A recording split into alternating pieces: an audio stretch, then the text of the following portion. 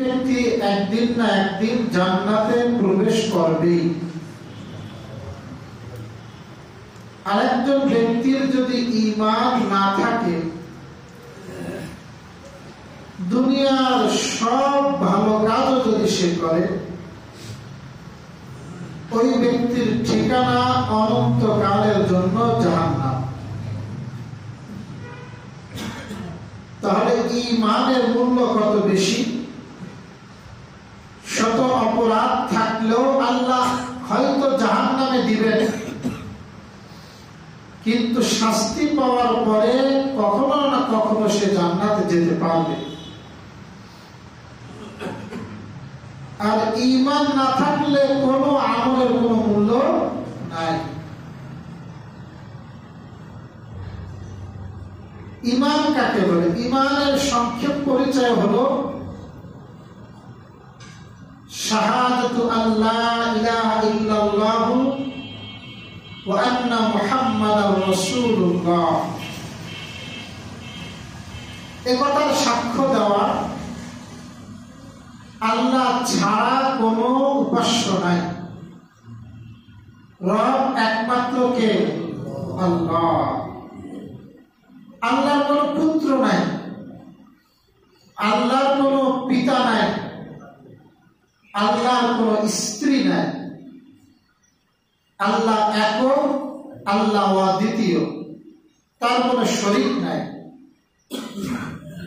ঈমান আনতে হলে এই কথায় আপনাকে 1 নম্বর বিশ্বাস করতে হবে।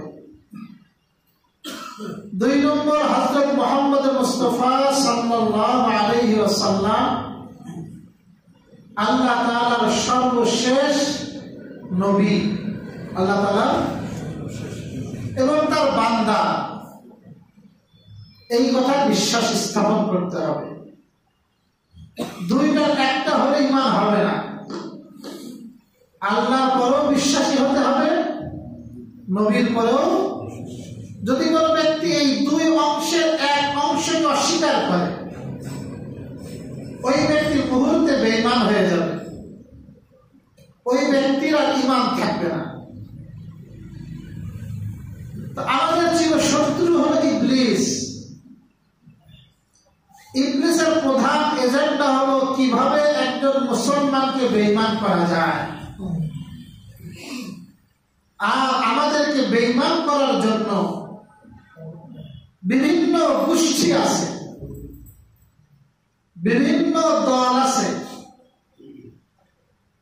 এরা বিভিন্ন প্রতারণা করে, ছলচাতুরি করে, প্রলোভন দিয়ে কেমনে আমাদের ঈমানটা ছিনিয়ে নেওয়া যায়, আমাদেরকে জাহান্নামী বানানো যায়, তাদের একটাই মিশন হলো সেটা। এমন 2টা গোষ্ঠী সম্পর্কে আমরা আজকে আলোচনা শুনব। তার মধ্যে প্রথম গোষ্ঠী খ্রিস্টান মিশনারিরা। কারা? এরা এদেশের মুসলমানকে, এদেশের নাগরিকদেরকে বিভিন্ন ভাবে তাদের ধর্মে দীক্ষিত করতেছে। অন্যান্য ধর্মাবলম্বী যারা আছে, ওদের তো ওদের ধর্মে দীক্ষিত করা খুব সহজ। টাকা দিলেই তার দলে চলে যায়। কিন্তু ওরা গবেষণা করে দেখে যে না, মুসলমানরা শুধু টাকা দিলে হয় না। এই জন্য মুসলমানদেরকে ঈমান ছিনিয়ে নেওয়ার জন্য বিভিন্ন প্রতারণা আশ্রয় তারা নেয়। এমন একটা প্রতারণা গত সপ্তাহে প্রকাশিত হয়েছে, আপনারা জানেন অনেকে। আমাদের চৌগাছা, যশোর চৌগাছা, সারা বাংলাদেশে এটা আলোচিত। এখানকার কিছু মানুষ, এখানে যে সমন্বয়কের দায়িত্ব পালন করেছে, মূল জিম্মাদারি পালন করেছে, তার নাম হলো আব্দুর রহমান। কি নাম? আপনার কি মনে হয় লোকটা আব্দুর রহমান নাম শুনে খ্রিস্টান না মুসলমান মনে হচ্ছে? মুসলমান। সে যারা তাদের খপ্পরে পড়েছে, তাদের একজনের বক্তব্য, এই খ্রিস্টান মিশনারিদের থেকে 10 লক্ষ টাকা পাইছে। তাদের তো টাকার কোনো অভাব নাই, এবং বিভিন্ন গ্রামে গ্রামে তার এজেন্ট সে নিয়োগ করছে, এবং তাদেরকে বলছে আমরা তোমাদেরকে হাঁস মুরগির একটা প্রশিক্ষণ দেব, হাঁস মুরগি প্রতিপালনের একটা ট্রেনিং দেব। এই ট্রেনিং এর জন্য তোমাদের টাকা পয়সা কোনো খরচ হবে না, তোমরা ঢাকায় যাবা ফ্রি, আসবা ফ্রি, খাওয়া দাওয়া দেওয়া হবে ভালো, আরো কিছু টাকাও দেওয়া হবে। গ্রামের গরিব মানুষ অনেকে তো ঢাকায় জীবনে যায়নি, এরকম সুযোগ পাইলে মনে করে ট্রেনিং দিতে যাবে, সমস্যা নেই। হাঁস মুরগি কিভাবে সুন্দর প্রতিপালন করা যায়, এরকম 100 তরুণ তরুণীকে তারা লিস্টি করছে। ওই লিস্টিটা আমার কাছে আছে, আমার মোবাইলে। বিভিন্ন গ্রাম থেকে 100 তরুণ তরুণীকে তারা বাছাই করছে প্রশিক্ষণ দেওয়ার নামে। তার অন্যতম সহযোগী নাসিমা বেগম, এক এনজিও কর্মী। এই কাজগুলো মূলত করে এনজিওরা। আর এখন তো এনজিওদের সুবর্ণ সময়। ঢাকায় নিয়ে যাওয়া যে গাজীপুর এক রিসোর্ট না, গাজীপুরে এই গ্রামে চার্চ, খ্রিস্টানদের একটা চার্চ, তাদের উপাসনালয়, সেখানে নিয়ে যে এই হাঁস মুরগি প্রশিক্ষণের নাম দিয়ে তাদের প্রত্যেককে খ্রিস্টান ধর্মে দীক্ষিত করা হয়েছে। ওদের পোশাক খুলে অন্য পোশাক করতে বলা হয়েছে। ওখানে পুকুর আছে, পুকুর, ওই পুকুরে ওদেরকে আধা শরীর পানির মধ্যে নামাই দিয়েছে। মাথার উপরে কিতাবুল মুকাদ্দাস, ওদের বাইবেলের নাম দিয়েছে বাংলাদেশে কিতাবুল মুকাদ্দাস। এটা ওদের একটা সঞ্চাতনী। এদেশের মানুষকে ইসলামী ধারার নাম না দিলে ঢুকা দেওয়া যাচ্ছে না। এখন যখন শোনে ইনজিল, মুসলমানরা সরে যায়, বাইবেল সরে যায়, এখন নাম দিয়েছে কি কিতাবুল মুকাদ্দাস। এবং যদি বলি তোমরা খ্রিস্টান ধর্ম অবলম্বনী হও, তো মুসলমানরা মানে না, এই জন্য নাম দিয়েছে ঈসাই মুসলিম। কি নাম? ঈসাই মুসলিম। আমরা মুসলিম, ওরা নাম দিয়েছে ঈসাই মুসলিম। চিন্তা করেন, মানে আমাদেরকে যেভাবে পারলে ধোকা দেওয়া যায়। এরপরে পানির মধ্যে নামায় তাদের সাক্ষাৎকার ছাপছে এটিএন নিউজ, যার কারণে সারা বাংলাদেশে এটা এখন আলোচিত। সেই যুবকরা বলতেছে আমাদেরকে পানিতে নামানোর পরে মাথার উপরে কিতাবুল মুকাদ্দাস দেশে, আর বলতেছে তোমরা বলো তোমরা কি ঈসাকে আল্লাহ রূপে মানো? নাউজুবিল্লাহ বললেন না, ঈসাকে আল্লাহ, তোমরা কি ঈসাকে আল্লাহ রূপে মানো? ওর বলতে হয়েছে মানুষ যখন একটা প্রেক্ষাপটে থাকে, মানুষজন থাকে, ইচ্ছা অনিচ্ছা অনেক কথা বলে ফেলে। এখন বলছে হ্যাঁ মানি। এরপরে পানিতে ডুব দিয়েছে, ওই পানিতে ডুব দিয়ে যাও তোমরা খ্রিস্টান হয়ে গেছে। এরকম 100 তরুণ তরুণীকে তারা, যুবক যুবতীকে, তাদের মধ্যে 9-এ পড়ে, 10-এ পড়ে, অল্প স্কুলে পড়ে, এখন বাচ্চাও আছে। এবার ওরা বাড়িতে আসছে। বাড়িতে আসার পরে সবাই তার মুখ খোলে না, এদের সাথে যোগাযোগ তো আজকে থাকে না, 2.5-3 বছর ধরে এদের সাথে সম্পর্ক। বিভিন্ন ভাবে এদেরকে আগেও সহযোগিতা করা হয়েছে। সহযোগিতা পদ্ধতি দেখেন, আমি শুনলাম কয়েকটা আমরা গেছিলাম ইমাম পরিষদের পক্ষ থেকে চৌগাছা, রাস্তায় বিভিন্ন জায়গায় ডাস্টবিন রাখা হয়েছে। বলা হয় যারা ডাস্টবিনের মধ্যে ময়লা ফেলাবে ওদেরকে পুরস্কার দেওয়া হবে। কত সুন্দর দেখছে, কত ভালো কাজ। ডাস্টবিনে নির্ধারিত জায়গায় যারা ময়লা ফেলাবে এদেরকে কি দেওয়া হবে? পুরস্কার দেওয়া হবে। এভাবে তারা পুরস্কার দিচ্ছে, বিভিন্ন ঋণ সহযোগিতা করছে। ওরা চিকিৎসা দেয়, বিভিন্নভাবে চিকিৎসার মাধ্যমে ওরা এগুলো দাওয়াতি কাজ করে, খ্রিস্টান করে। এবং ওদের বিভিন্ন স্কুল আছে যেখানে সাধারণ শিক্ষা দেওয়া হয়। আমাদের যশোরেও আছে, অনেকে পড়ায়, যারা একটু টাকা পয়সা বেশি আছে চলে যায় মুসলিম স্কুলের সামনে, কি জানো, খ্রিস্টান খ্রিস্টান মিশনারি স্কুল। ওই স্কুলে যারা পড়ে ওদের কিন্তু শুরুতে ওদের যে জাতীয় সঙ্গীত তিনি হামসা এগুলো পড়া লাগে। আমাদের যাদের অনেকের টাকা পয়সা আছে একটু ভালো বেশি চলে যায় ওখানে, যে ভালো শিক্ষা হবে। এটা ওদের একটা কৌশল। যদি শুধুই ওদের ধর্মীয় শিক্ষালয় হতো, আমরা মুসলমান আমাদের সন্তান দিতাম না। এই তো যেটা তো আমরা ইংরেজি শিখাবো, অঙ্ক শিখাবো, সমাজ শিখাবো, কিন্তু ওর মধ্য থেকে আপনার মন মানুষ ওই খ্রিস্টান ধর্মে ওরা পরিচালিত করে। ওদের ওই শিক্ষা দীক্ষার মধ্যে দেওয়া হয়। তো এই শিক্ষার নাম দিয়ে, চিকিৎসার নাম দিয়ে, আর্থিক সুযোগ সুবিধার নাম দিয়ে এবং সমাজের নম্রতা ছড়ানোর ভূমিকা রাখে। যত মানুষের মধ্যে নম্রতা, অশ্লীলতা পেপার পত্রিকায় দেখবে, এগুলো দেখবে মানুষ, তখন তার থেকে ইমান দূরে সরে যাবে। এবার বাতিল একটা কথা বললে তার জন্য গ্রহণ করা সহজ হয়ে যাবে। বাতিল করে গ্রহণ করলে কি হবে? যে ব্যক্তির ভিতরের মধ্যে আল্লাহর ভয় নেই, আখিরাতের ভয় নেই, তার দিয়ে একটা অন্যায় কাজ করা যত সহজ, আর যার মধ্যে আল্লাহর ভয় আছে তার দিয়ে করাটা তো সহজ। যার মধ্যে আল্লাহর ভয় নেই, 5,000 টাকা তোমাকে দিলাম, ওই বাসে আগুন জ্বালাই দিয়ে আসে। ও চিন্তা করলাম গরিব মানুষ, 5,000 টাকা তো দেবে টাকা। ওর ভিতরে মানুষ আছে, না কয়েক কোটি টাকা খরচ হচ্ছে, ও কেন থাকে? প্রিয় ভাইরা, তো এইভাবে বিভিন্ন সলচাতুরি দিয়ে তারা এই বাবলুর রহমান, নাসিমা, আরো তার কিছু এজেন্ট প্রতিনিধি, সবাই তো মুখ খোলেনি, কেউ কেউ মুখ খুলেছে। তারা অনেক মানুষকে 100 জন না ধরা খাইছে। তাহলে এর আগে কত মানুষের এরকম তারা করছে? প্রথমবারে তো মানুষ ধরা খায় না।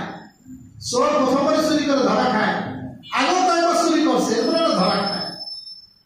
এরকম আরো কত মানুষকে তারা নিয়েছে, এবং তার মধ্যে নিশ্চয়ই কত মানুষ এখন স্বেচ্ছায় বা খুশি তাদের ধর্ম পালন করতেছে। এখানে থাকলে আমার টাকা আসে মাসে মাসে, আমার বিভিন্ন টাকা পয়সা দেয়।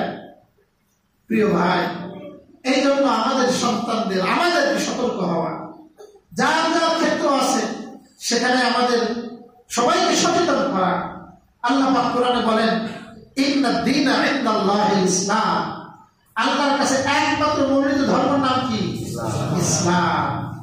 আল্লাহ পাক কোরআনে আরো বলেন, ومن يبتغ غير الإسلام دينا فلن يقبل منه وهو في الآخرة من الخاسرين। ومن يبتغ غير الإسلام دينا, আর যে ব্যক্তি ইসলাম ব্যতীত অন্য কোন ধর্মকে ধর্মরূপে গ্রহণ করবে, ফালান ইউকবালা মিনহু, কখনোই সেটা কবুল করা হবে না। তাহলে কি করা হবে না?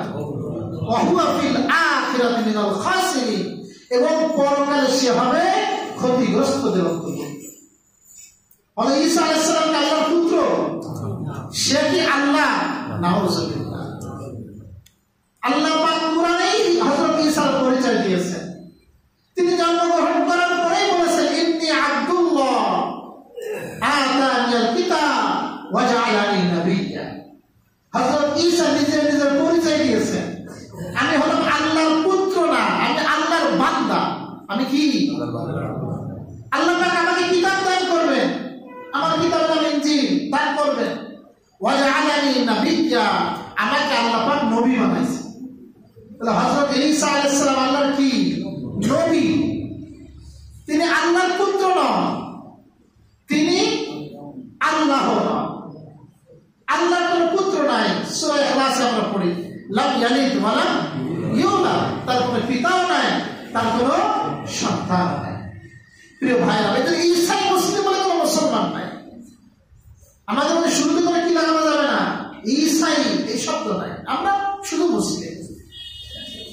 এদের খপ্পর থেকে আমাদেরকে সতর্ক থাকতে হবে, আমাদের সন্তানদেরকে সতর্ক রাখতে হবে। কারণ আমার যদি ঈমানই না থাকে তাহলে আমার আর বেঁচে থাকার কোনো মানে নাই। আমার জমিনের তলে চলে যায় ভালো, যদি আমার যদি ঈমান যদি না থাকে। আল্লাহ পাক আমাদেরকে হেফাজত করুন। এটা তো খ্রিস্টান মিশনারি গেল, এর থেকেও খতরনাক আর একটা গোষ্ঠী আছে। এরাও আমাদের ঈমান নিয়ে ছিনিমিনি খেলে। এবং বিভিন্ন ভাবে আমাদেরকে বেঈমান বানায়। যশোর উত্তরবঙ্গে বেশি আছে। সেই গ্রুপের নাম হলো মির্জা গোলাম আহমদ কাদিয়ানী। সেই গ্রুপের নাম কি? ওরা নিজেদেরকে পরিচয় দেয় আহমদি জামাত। কি নাম দেয় ভাই? আহমদি জামাত। ওরা বলে আমরা নিজেরা আহমদি মুসলিম। কি মুসলিম? আহমদি মুসলিম। শুধু মুসলিম না, আহমদি মুসলিম। কোরআনের অসংখ্য আয়াত, হাদিসের অসংখ্য বাণী দ্বারা প্রমাণিত হযরত মুহাম্মদ মুস্তাফা সাল্লাল্লাহু আলাইহি ওয়াসাল্লাম শেষ নবী। কে শেষ নবী? আল্লাহ পাক সূরা আহজাব 40 নম্বর আয়াত, বিখ্যাত আয়াত, আল্লাহ পাক কোরআনে বলেন, মা কানা মুহাম্মাদুন আবা আহাদিন মির রিজালিকুম ওয়ালাকিন রাসূলুল্লাহি ওয়া খাতামান নাবিয়্যিন। মুহাম্মদ তোমাদের কার বাবা নন, ওয়ালাকিন রাসূলুল্লাহ, তিনি তোমাদের কি? তিনি রাসূল, ওয়া খাতামান নাবিয়্যিন, এবং নবীদের শেষ। তিনি কি? তাহলে আল্লাহ রাসূল কি নবী? এই বিশ্বাসকে বলা হয় খতমে নবুওয়াত। কি বলা হয়? মানে নবুওয়াতের শেষ। একজন মুসলমানকে যা যা বিশ্বাস করতে হবে তার মধ্যে একটা বিশ্বাস করতে হবে হযরত মুহাম্মদ মুস্তাফা সাল্লাল্লাহু আলাইহি ওয়াসাল্লাম শেষ নবী। যদি আপনি নবীকে শেষ নবী না মানেন, আপনার ঈমান থাকবে না, এই শরীয়ত আর শরীয়ত থাকবে না। আল্লাহ পাক কোরআনে বলেন, আল ইয়াউমা আকমালতু লাকুম দীনাকুম, আজকে আমি তোমাদের জন্য দ্বীনকে পূর্ণাঙ্গ করে দিলাম। দ্বীনকে কি করে দিলাম? তাহলে আল্লাহ পাক দ্বীন পূর্ণাঙ্গ করে দিলেন নবী মুহাম্মদের মাধ্যমে। এটা একবারে শেষের দিকের আয়াত। আরাফার ময়দানে নাযিল হয়েছিল বিদায় হজে। এরপর রাসূল বেঁচে ছিলেন মাত্র 80 বা 83 দিন। এই বিদায় হজের সময় রাসূলের মায়া আয়াত নাযিল হলো, আমি তোমার উপর শরীয়ত পূর্ণাঙ্গ করে দিলাম। এখন যদি আরেকজন নবী আসে, আরেকজন নবী আসার অর্থ কি? সেও শরীয়ত নিয়ে আসবে। তাহলে এখানে সংযোজন করবে। সংবিধানে কি হয়? সংযোজন হয় না? আমাদের সংবিধানে কি যেমন ছিল তেমন আছে? 17 নম্বর সংশোধন হয়েছে। তাহলে যে নবী আসবে সে নবী কি করবে? নতুন নতুন শরীয়ত নিয়ে আসবে। তাহলে আমাদের ধর্মটা আল্লাহ রাসূল যেভাবে রাখছিলেন সেভাবে থাকবে না বর্ধিত হয়ে যাবে? পরিবর্তন হয়ে যাবে, বিকৃত হয়ে যাবে। এই জন্য আল্লাহ রাসূল যারা খতমে নবুওয়াতে বিশ্বাস করে না, আল্লাহর নবীকে শেষ নবী বিশ্বাস করে না, আল্লাহ রাসূলের জীবদ্দশায় এরকম দুইজন ব্যক্তি দাবিদার হয়েছিল। কয়জন? একজনের নাম আসওয়াদ আল-আনাসি, আরেকজনের নাম ছিল মুসাইলিমাতুল কাজ্জাব। একজনের নাম আসওয়াদ, আরেকজনের নাম বাংলায় বলে মুসাইলিমা বা মুসাইলামা। বুঝলেন কি কথা? এই আসওয়াদ আনাসি দাবি করলে আল্লাহ রাসূল জীবদ্দশায় তার বিরুদ্ধে সৈন্য পাঠিয়েছিলেন। তাকে রাসূলের জীবদ্দশায় ওর অপরাধ ছিল, ও দাবি করত আমিও নবী। নাউজুবিল্লাহ। ওকে দুনিয়া থেকে বিদায় করা হয়েছিল। আর একজন ছিল মুসাইলিমা, বাংলায় লেখে মুসাইলামা। এই লোকটা ছিল আরো বেশি শয়তান। আল্লাহ রাসূল তার কাছে চিঠি লিখছিলেন মুসাইলিমার কাছে, তুই শেষ নবী, আমি আমার উপর বিশ্বাস স্থাপন কর। আল্লাহ চিঠি লিখছিলেন, যার কাছে চিঠি লিখে পাঠাইছিলেন তার নাম ছিল হযরত হাবিব ইবনে যায়েদ রাদিয়াল্লাহু তাআলা। চিঠিটা নিয়ে যখন মুসাইলামাকে দেওয়া হলো, ওর এলাকার নাম ছিল ইয়ামামা। ওর এলাকার নাম ছিল কি? মক্কা থেকে অনেক দূর, 80, 90, 900, 800, 900 কিলোমিটার দূর। এখন সৌদি আরবের মধ্যে একটা জায়গা। ওই এলাকার অনেক ওর অনুসারী ছিল, হাজার হাজার অনুসারী হয়ে গেছিল তার। আল্লাহ রাসূল চিঠি লিখলেন, হাবিব চিঠি নিয়ে তার কাছে পেশ করলো। হাবিবকে বন্দী করা হলো। হাবিব বন্দী অবস্থায় সমস্ত মানুষজনের সামনে মুসাইলামা জিজ্ঞাসা করলো, হাবিব তুমি যে কথা সাক্ষ্য দাও মুহাম্মদ আল্লাহ রাসূল? মুসাইলামা বলল, হ্যাঁ আমি সাক্ষ্য দিই মুহাম্মদ আল্লাহ রাসূল। মুসাইলামা বলল, তুমি কি এটাও সাক্ষ্য দাও আমিও আল্লাহর রাসূল ও নবী? হাবিব বলে, তুই কি বলিস আমি শুনতে পারি না, ভালো করে বল। যখন এই কথা বলছে, আগেরটা শুনছে, এটা শোনে না। জল্লাদকে হুকুম করেছে, জল্লাদ হযরত হাবিব রাদিয়াল্লাহু তাআলা আনহুর এক হাত কেটে দিয়েছে। আবার বলা হয়েছে, তুমি কি বলো আমি মুসাইলামা আল্লাহর নবী? উনি স্বীকার করেনি, আর এক হাত কেটে দিয়েছে। এভাবে এক একবার জিজ্ঞাসা করে হযরত হাবিব ইবনে যায়েদ রাদিয়াল্লাহু তাআলা আনহু এক একটা অঙ্গ কেটে দেওয়া হয়। হাত কাটছে, পা কাটছে, সমস্ত শরীর ক্ষতবিক্ষত করে ফেলছে। আর হযরত হাবিব মৃত্যুর শেষ মুহূর্ত বলে গিয়েছে, আশহাদু আন্না মুহাম্মাদার রাসূলুল্লাহ, আমি সাক্ষ্য দিয়ে যাচ্ছি মুহাম্মদ তিনি আল্লাহর রাসূল, তুমি রাসূল না। এভাবে তিনি জীবন দিয়ে গেছে, খতমে নবুয়তের জন্য জীবন দিয়েছে হযরত হাবিব। এই অবস্থায় রাসূলের ইন্তেকাল হয়ে গেছে। মুসাইলামাকে আল্লাহর রাসূল কিছু করতে পারেনি। খলিফা হলেন হযরত আবু বকর। হযরত আবু বকর খলিফা হওয়ার পরে উনি প্রথম ধাপেই চাইলেন আমি মুসাইলামার বিরুদ্ধে সৈন্যদল পাঠাবো। দেশের অবস্থা তখন ভালো না, রাসূলের ইন্তেকাল হয়েছে, নতুন সরকার একটু নড়বড়ে থাকে। অনেকে পরামর্শ দিচ্ছিল একটু কয়েকদিন পরে করি। সিদ্দিক আকবর বলেন, না, আমি আগে ওর সাথে দফারফা করব। বিশাল সৈন্যদল প্রস্তুত করা হলো। খালিদ বিন ওয়ালিদ, আবু জাহেলের ছেলে ইকরিমা কিন্তু মুসলমান। কার ছেলে? আবু জাহেল তো কাফের, ওর ছেলে কিন্তু ইকরিমা মুসলমান হয়েছিল মক্কা বিজয়ের পর। এবং এই যুদ্ধে ইকরিমা শহীদ হন। 13,000 বিশাল কাফেলা রওনা হয়ে চলে গেল। ইয়ামামার যুদ্ধ হলো। ওরা সংখ্যায় ছিল 40,000। কত হাজার? এই যুদ্ধে হযরত ওয়াহশী অংশগ্রহণ করেছিলেন। কি নাম? যিনি উহুদের যুদ্ধে রাসূলের চাচা সাইয়্যিদুশ শুহাদা, সব শহীদদের সর্দার হযরত হামজা রাদিয়াল্লাহু তাআলা আনহুকে শহীদ করেছিল। কে শহীদ করেছিল? ওয়াহশী। পরে বর্তমানে সব মুসলমান হয়। এই ওয়াহশী, তার মনে বড় ব্যথা ছিল, আমি রাসূলের কলিজায় আঘাত করেছি বর্ষা দিয়ে, সুতরাং এই বর্ষাটা সে রেখে দিয়েছিল। আমি আল্লাহ রাসূলকে যেমন কষ্ট দিয়েছি, আমি এই বর্ষা দিয়ে রাসূলকে একটু শান্তিও পৌঁছাবো। এই ইয়ামামার যুদ্ধে ওই বর্ষা দিয়ে ওই ওয়াহশী এই মুসাইলামাকে হত্যা করেছিল। এই যুদ্ধে 2200 সাহাবী তাবেঈ মুসলমান শহীদ হয়েছিল। 700 হাফেজ কোরআন শহীদ হয়েছিলেন। কিসের জন্য? এই খতমে নবুয়তের জন্য। কিসের জন্য? তাহাফফুজে খতমে নবুয়তের জন্য।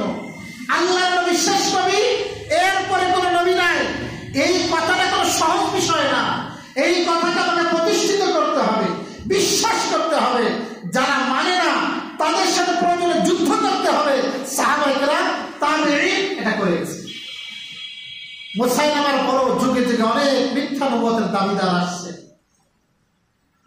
তাদের বিরুদ্ধেও সমকালীন উলামায়ে কেরাম জনসাধারণকে সাথে করে নিয়ে তারা লড়াই করছে। কিন্তু কেউ এ কথা সহ্য করেনি যে আল্লাহর নবীর পরে নবী আছে। আপনারা কি সহ্য করবেন? আমাদের সমাজে, আমাদের দেশে এরকম একটা গোষ্ঠী আছে। সেই গোষ্ঠীটার নাম হলো এই আহমদিয়া জামাত। এদের নাম কি? এরা পরিচয় দেয় আহমদি জামাত। এদের মূল হল মির্জা গোলাম আহমদ কাদিয়ানি। এদের মূল কি? যার বাড়ি ভারতের পাঞ্জাব প্রদেশে। মির্জা গোলাম আহমদ কাদিয়ানি, সেও দাবি করত আমি নিজে নবী। নাউজুবিল্লাহ। সে ঈসা এটাও দাবি করত, সে মাহদী এটাও সে দাবি করত। নাউজুবিল্লাহ। আমাদের উলামায়ে কেরাম, ভারতবর্ষের উলামায়ে কেরাম, দেওবন্দের উলামায়ে কেরাম, তারা গোলাম আহমদ কাদিয়ানির বিরুদ্ধে তাদের সব শক্তিতে লড়াই করছে। বিশেষ করে যার নাম না বললেই নয়, দারুল দেওবন্দের সদরে মুদারিস ছিলেন, যাকে বলা হয় একটা চলন্ত লাইব্রেরি, আল্লামা আনোয়ার শাহ কাশ্মীরি রাহিমাহুল্লাহ। কি নাম? আনোয়ার শাহ কাশ্মীরি। ওনার বুখারী শরীফের শরহ আছে, ফাইজুল বারী, বুখারী শরীফের শরহ লেখছেন। বুখারী শরীফের ব্যাখ্যা গ্রন্থ আরেকটা আছে আনোয়ারুল বারী, এটা ওনার লেখা। তিরমিজি শরীফের ব্যাখ্যা গ্রন্থ আরফুস সাজি, এটা ওনার লেখা। জগৎ বিখ্যাত ব্যক্তিত্ব ছিলেন। শাইখুল হিন্দ মাহমুদ হাসান দেওবন্দি বলতেন, ইমাম বুখারীর পরে আমাদের নজরে আনোয়ার শাহ কাশ্মীরির মতো মেধাবী আলেম, এত তুখর মেধাবী আলেম আমরা কাউকে পাই। কে ছিলেন তার নাম? ফাতহুল কাদির। এরকম বড় বড় কিতাব, এরকম মোটা মোটা 6 খণ্ড, মোটা মোটা ফাতহুল কাদির। উনি একদিন ক্লাসে বলতেছেন, আমি 26 বছর আগে পড়ছি, এখন ফাতহুল কাদিরের ইবারত যদি মুখস্থ তোমাদের বলি আর তোমরা যদি কিতাবে মিলাও তা দেখবা দুইটার মধ্যে কোনো পার্থক্য নেই। সুবহানাল্লাহ। আমরা দেখে দেখে পড়তে গেলে আমাদের দাঁত ভেঙে যায়। আমরা দেখে দেখে পড়লে কি হয়ে যায়? আমাদের দাঁত ভেঙে যায়। আর এই কিতাবের ইবারত ওনার মুখস্থ ছিল। আমাদের বাংলাদেশে কিতাব পড়ায় নুরুল ইজা, নাম হল নুরুল ইজা। এটা বিভিন্ন মাসলা মাসায়, নামাজের মাসলা মাসায়, উজুর মাসলা মাসায়। এই কিতাবের লেখক যিনি ছিলেন, মূল লেখক, সারা ভারতবর্ষের কোন কবি ছিল না নুরুল ইজা। একটা মাত্র কবি ছিল মিশরে, আল আজহার বিশ্ববিদ্যালয়ের লাইব্রেরিতে। তোমরা উস্তাদ বলছেন আনোয়ার শাহকে, আনোয়ার শাহ এই কিতাবটা যদি থাকতো ভারতবর্ষে আমরা এটা চালু করতাম দর্শে। তা উনি বলেন, হযরত ঠিক আছে, তাহলে আমি মিশর যাবো। উনি মিশরে গেছেন ওই লাইব্রেরিতে। লাইব্রেরির নিয়ম হলো যে আপনাকে কোনো কিছু লিখে আনতে দেওয়া হবে না, আপনি পড়বেন। আর ওই বই বাইরে নেওয়ার তো অনুমতিই নাই। ওই লাইব্রেরির ভিতরে থেকে আপনি যত পারেন পড়েন, কোনো নোটও করা যাবে না, কাগজ কলমও নেওয়া যাবে না, আপনি পড়বেন, চলে আসবেন। ওই সময় ওই নিয়ম ছিল। ওই লাইব্রেরি পাহারাদার থাকতো। আনোয়ার শাহ কাশ্মীরি রাহিমাহুল্লাহ, উনি ওই কিতাবটা পড়ছেন, মুখস্থ করছেন, ভারতবর্ষে এসে ওই কিতাব লিখছেন। পরবর্তীতে মূল কিতাবের সাথে মিলানো হয়েছে, উনি যা লিখছেন মুখস্থ হুবহু ওই আগের কিতাবের মতো হয়েছে। এই সেই কিতাব আমাদের মাদ্রাসায় পড়ানো হয় 8ম শ্রেণী। বড় কিতাব, এত মোটা। এত বড় মেধাবী ছিলেন আনোয়ার শাহ কাশ্মীরি রাহিমাহুল্লাহ। দারুল দেওবন্দের প্রধান শিক্ষক ছিলেন।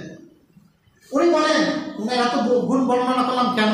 উনি কি বলেন? উনি বলেন, আমি আমার জীবনের 1400 বছর রাসূলের যুগ থেকে আজ পর্যন্ত এই 1400 বছরের ইতিহাস আমি মোতালা করছি। এই 1400 বছরের বিভিন্ন ঘটনা প্রবাহ আমি পড়াশোনা করছি। আমার কাছে মনে হয়েছে এই 1400 বছরে রাসূলের জামানা থেকে আজ পর্যন্ত যত ফিতনা অতিবাহিত হয়েছে, যত ফিতনা আসবে, সব ফিতনার মধ্যে সবচেয়ে খতরনাক ফিতনা, সবচেয়ে ভয়ঙ্কর ফিতনা এই কাদিয়ানীদের ফিতনা। নাউজুবিল্লাহ। কাদের ফিতনা? ইরা যেভাবে মানুষের ঈমান হরণ করতেছে, সুতরাং তোমরা তার মধ্যে সতর্ক থাকবা। ওনারা সারা জীবন ওই ফিতনা নির্মূলে কাটাই গেছে। ওনারা যখন একেবারে অতি বৃদ্ধ, আনোয়ার শাহ কাশ্মীরি রাহিমাহুল্লাহ অতি বৃদ্ধ, ওনার হজের সফর, কিন্তু যাচ্ছেন না, অসুস্থ। দাবের প্রোগ্রাম, যাচ্ছেন না, অসুস্থ। তখন ওনার কাছে একটা চিঠি আসলো দেওবন্দে। ভাওয়ালপুর একটা জায়গা আছে ইন্ডিয়ায়, ভাওয়ালপুর। এটা হলো দেওবন্দ থেকে 830 কিলোমিটার দূরে। 830 কিলোমিটার দূরে একটা জায়গা ভাওয়ালপুর। সেখান থেকে একটা চিঠি আসলো এক মহিলার পক্ষ থেকে। সে মহিলা, তার নাম হলো ফাতেমা। তার স্বামী আব্দুর রাজ্জাক, সে হয়ে গেছে কাদিয়ানী। কি হয়ে গেছে? ও আদালতে মামলা করছে, আমি কাদিয়ানী কাফের, আমি তো মুসলমান, তার সাথে আমি সম্পর্ক করবো না, সুতরাং আমাদের জন্য বিচ্ছেদ ঘটিয়ে দেওয়া হয়। এরকম আরবিতে ফাসখে নেখা, এই আবেদন করলেন আদালতে। বুঝলেন? আমাদের জামানাতে এখন বিয়ের সময় মহিলাদের বিবাহের সময় তালাক নেওয়ার অধিকার দিয়ে দেওয়া হয়, যার কারণে তালাক নিতে পারে। অধিকার যদি দেওয়া না হয় মহিলারা কিন্তু কি নিতে পারে না। তখন কোনো সমস্যা হলে আদালতের মাধ্যমে নিতে হয়। কিসের মাধ্যমে? এখন আমি আদালতে মামলা করলেন, আমার স্বামী কাফের কাদেরি হয়ে গেছে, সুতরাং আমাকে তর থেকে বিচ্ছিন্ন করে দেওয়া হবে। আর আব্দুর রাজ্জাক বললো কাদেরি হইলে কাফের হয় না, কাদেরিরা মুসলিম, সুতরাং আমি মুসলমান, তুমি আমার স্ত্রী আছো, তোমাকে যেতে দেবো। তখন ওই এলাকার কিছু ওলামায়ে কেরাম ওই মহিলার ওই কথাগুলো নিয়ে ওনার কাছে চিঠি লিখল, হযরত আপনি যদি এখন একটু আসতেন আমাদের এলাকাতে আর আদালতে একটা বক্তব্য দিতেন, আপনার নাম থেকে সবাই জানে, তাহলে আমাদের জন্য ভালো হইত। উনি চিঠি পেয়ে বললেন আমি যাব, ভাওয়ালপুর যাব। সাকরেদ্দিন নিষেধ করতেছেন, হযরত এই অবস্থায় যাওয়া যাবে না, আপনি অসুস্থ। উনি বলতেছেন দেখো, কাল কিয়ামতের ময়দানে আল্লাহ তাআলা যদি আমাকে বলে, নবী মুহাম্মদ সাল্লাল্লাহু আলাইহি ওয়াসাল্লাম যদি আমাকে বলে যে খতমে নবুয়তের বিষয়ে আলোচনা চলতেছিল, আদালতে মামলা চলতেছিল, তোমাকে ডাকা হয়েছিল, তুমি কেন যাওনি, আমি আল্লাহর কাছে নবীর কাছে কি জবাব? अरे मृत्यु तो मौत तो आना ही है, अगर इसी रास्ते में मौत आ गई, যদি এই রাস্তা में मृत्यु এসে যায়, मृत्यु तो आसानी, तो इससे बेहतर क्या होगा? তাহলে এর থেকে ভালো আর মঙ্গল আমার জন্য কি হবে? আমি যাবো সেখানে। উনি বললেন শোনো, जिस लोग खत्म नबूवत के काम ना करे, गली के कुत्ता भी उससे बेहतर है।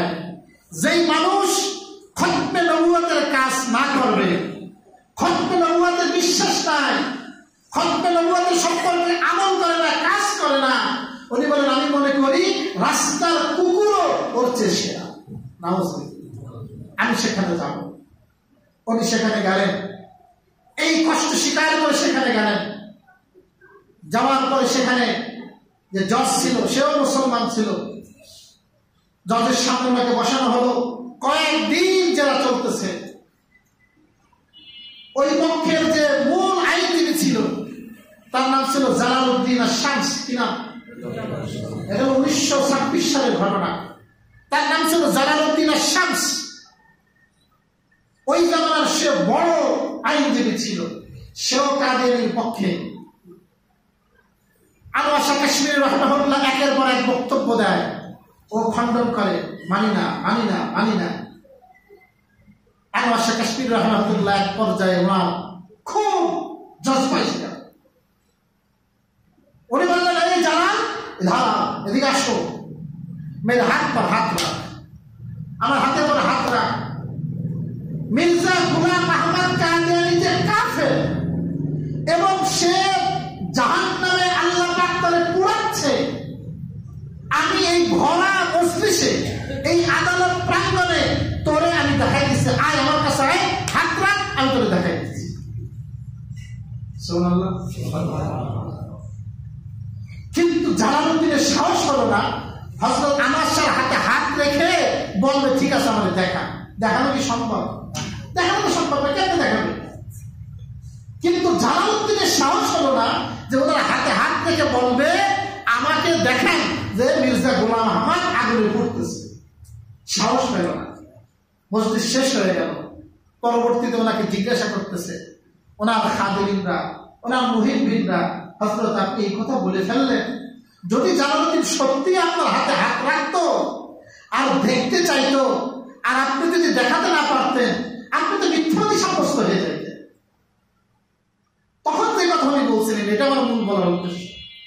আনোয়ার শাহ কাশ্মীরি রাহমাহুল্লাহ বললেন শোনো, আমার আল্লাহ তাআলার পরে ফি সাত হাজার সাত কামিল ইয়াকিন হয়, আমার আল্লাহ তাআলার পরে 100 না 1000 গুণ পরিপূর্ণ ঈমান আছে।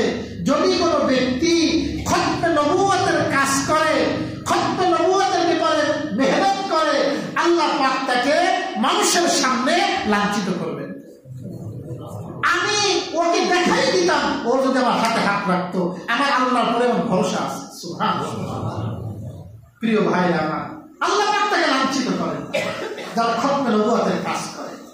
আমাদের বাংলাদেশে এই মির্জা গোলাম আহমদ কাদিয়ানীর গুরু আহমদী মুসলিম নাম দিয়ে ওরা মুসলমানদেরকে বিভিন্ন ভাবে ধোঁকা দিচ্ছে। আমরা গেছি পঞ্চগড় আহমেদাবাদ ওদের জায়গা আছে, সেখানে ওদের হাসপাতাল বিভিন্ন জায়গায় আমরা দেখছি, স্কুল প্রাঙ্গণ বিভিন্ন দেখছি, ওরা মুসলমানদেরকে নিয়ে যাচ্ছে। আমাদের কথা হলো তারা দেশের নাগরিক এখানে থাকবে, এখানে কোনো আপত্তি নাই। হিন্দুরা যেমন থাকে, বৌদ্ধরা যেমন থাকে, খ্রিস্টানরা যেমন থাকে, ওদের ধর্ম নাম পরিচয় দিয়ে অমুসলিমদের পরিচয় দিয়ে তুমি থাকো, আমাদের কোনো কথা নাই।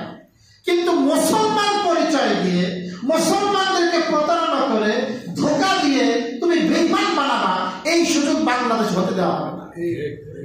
এই জন্য আগামীকাল সোহরাওয়ার্দী উদ্যানে বাংলাদেশের সব শ্রেণীর ওলামায়ে কেরাম কাদিয়ানীদেরকে রাষ্ট্রীয়ভাবে অমুসলিম ঘোষণার দাবিতে বিশাল সম্মেলন ডাকছে। সেখানে সৌদি আরব থেকে ওলামায়ে কেরাম আসবেন, আপনারা দেখছেন পোস্টার মারছে, দেখে নেন ওখানে পোস্টার আছে। পাকিস্তান থেকে ওলামায়ে কেরাম এসে গেছে, ইন্ডিয়া থেকে ওলামায়ে কেরাম এসে গেছে, মিশর থেকে আসছেন, বাংলাদেশের সব শীর্ষ ওলামায়ে কেরাম সেখানে থাকবে এবং তাদের দাবি একটা, তাদেরকে রাষ্ট্রীয়ভাবে অমুসলিম ঘোষণা করতে হবে।